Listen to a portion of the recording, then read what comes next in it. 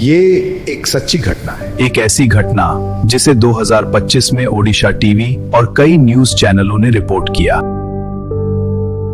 एक पिता अपने कोमा में पड़े बेटे को गोद में लेकर जगन्नाथ मंदिर पहुंच गया और फिर जो हुआ उसने हजारों लोगों को हैरान कर दिया। साल 2025, राजस्थान का एक छोटा सा परिवार एक बहुत बड़ी परीक्षा से गुजर रहा था।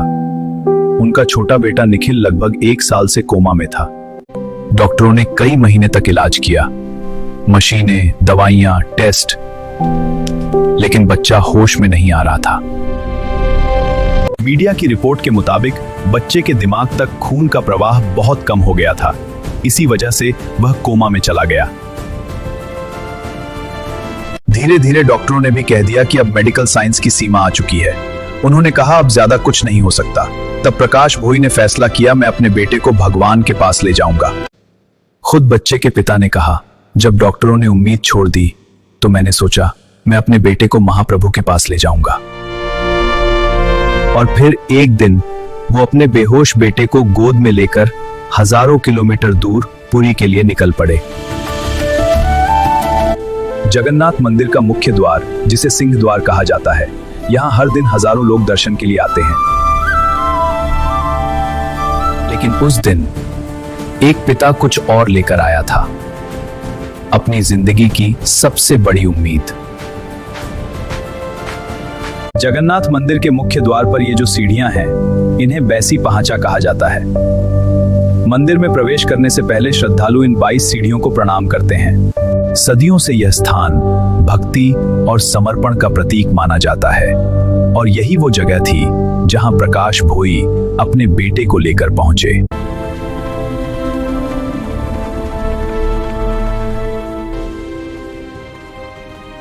और फिर प्रकाश भोई ने अपने बेटे को जगन्नाथ मंदिर की बैसी पहांचा की सीढ़ियों के पास लिटा दिया, हाथ जोड़े और चुपचाप प्रार्थना करने लगे। वहां खड़े किसी व्यक्ति ने इस पल को मोबाइल में रिकॉर्ड कर लिया। कुछ ही घंटों में यह वीडियो सोशल मीडिया पर आग की तरह फैल गया। प्रार्थना और महाप्रभु के दर्शन के बाद प्रकाश भोई अपने बेटे को लेकर पुरी से लौट गए। और फिर जो हुआ वो चमत्कार से कम नहीं था। परिवार के मुताबिक बच्चे ने धीरे धीरे मूवमेंट दिखाना शुरू किया। सबसे पहले उसने अपनी उंगली हिलाई, फिर उसने आंखें खोली। उस पल प्रकाश भोई की आंखों में सिर्फ एक ही भावना थी, कृतज्ञता। जय जगन्नाथ। कुछ दिनों बाद प्रकाश भोई फिर उसी सिंह द्वार पर लौटे, महाप्रभु को धन्यवाद देने। इस बार वे अकेले थे। उनका बेटा निखिल अब आंखें खोल चुका था।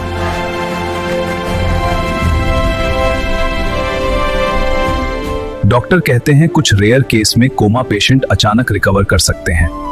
साइंस के पास अपनी व्याख्या होती है और भक्ति के पास अपना विश्वास। और शायद महाप्रभु जगन्नाथ की यही कृपा है कि जब उम्मीद खत्म होने लगती है, वहीं से चमत्कार की शुरुआत होती है।